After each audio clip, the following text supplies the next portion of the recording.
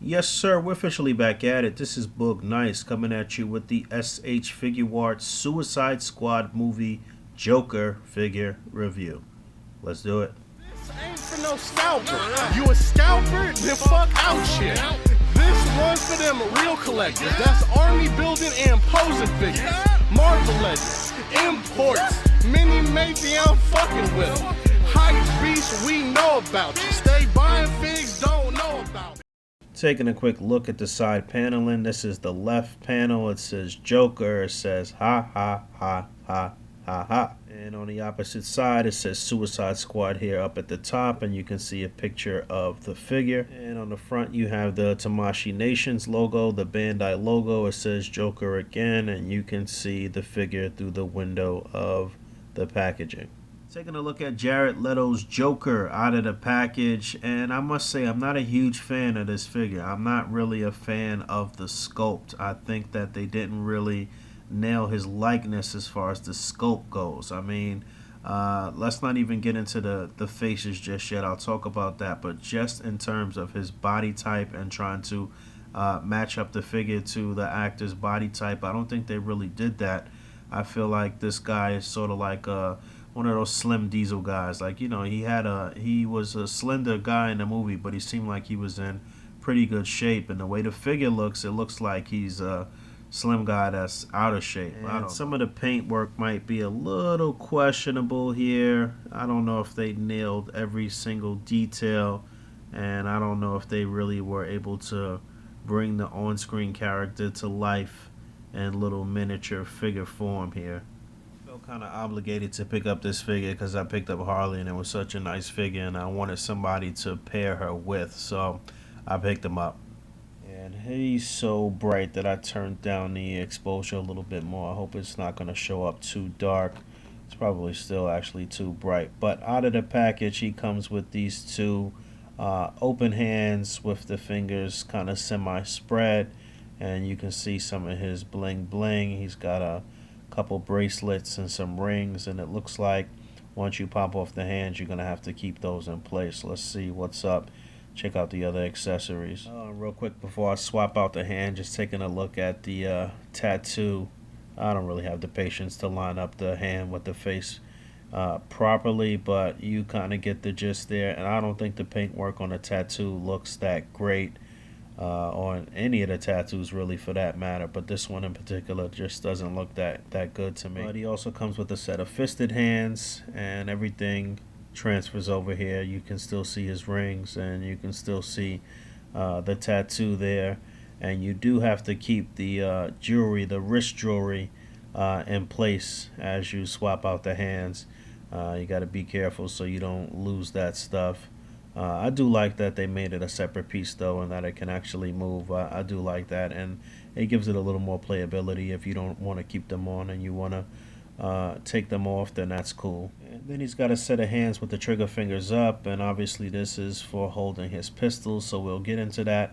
And again, everything transfers over the rings and the hand tattoo with the mouth, and he can hold the pistols with no problem. He comes with dual fuchsia pistols with the pearl handle, it seems like, and I don't even think the paintwork and detail on these are even that great.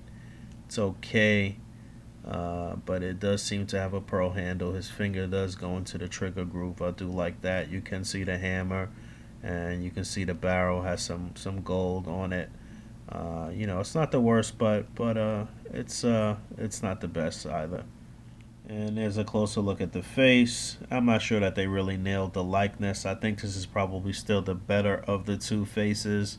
And I don't really know how I feel about these tattoos. I think they probably could have put a little more shading in the hair to really make it look like it's slicked back. I see one little minor paint imperfection there. But, you know, it looks okay. And there's a look at the neck peg before I swap on the other head. There's the second head. Looks like woman dressed up as a man, dressed up as a man that's dressing up like Joker. I don't know how I feel about this one. Like I said, I think the first kind of smiling, laughing face is definitely better than this one. I really don't like the way this one looks too much. You would have think they would have been able to nail the sort of docile, calm face better, but not really, man. Just a closer look at some of the details here. Like I said, I'm not a huge fan of this sculpt. I don't know what it is here that makes him look a little funny, but he doesn't look like a slim, muscular guy to me. Looks a little funny when you put him in certain poses, sort of like maybe he has a pot belly or something. Maybe it's the way that this upper torso kind of hangs over the lower torso, and you can kind of see that distinction between the two there. I don't know. But the jacket, I like the color of the jacket. I like the way it looks. Here I think it's pretty accurate to what we saw in the movie.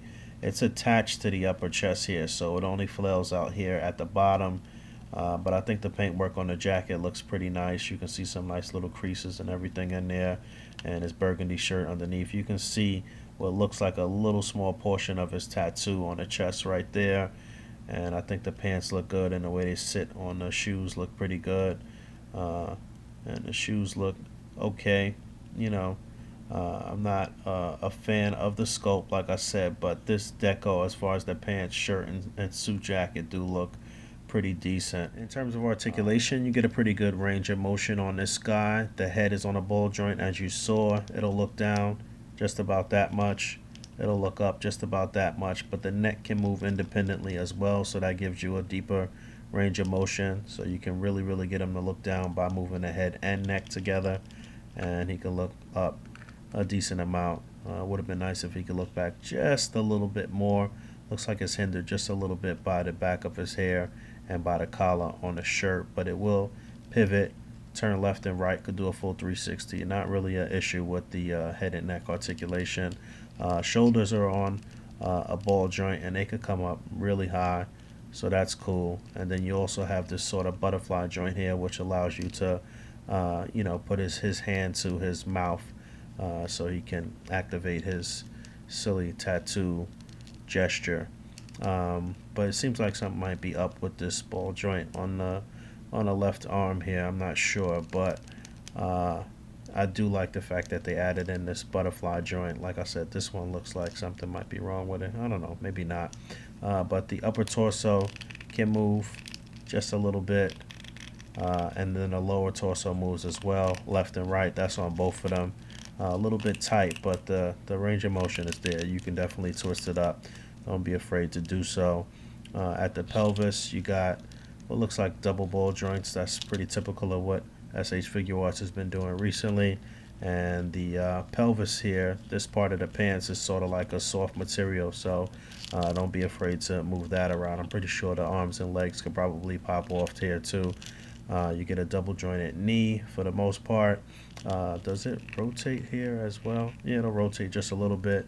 You get a hinge on the foot going back, not going to move forward too much. You get a toe joint, and you do get an ankle pivot as well.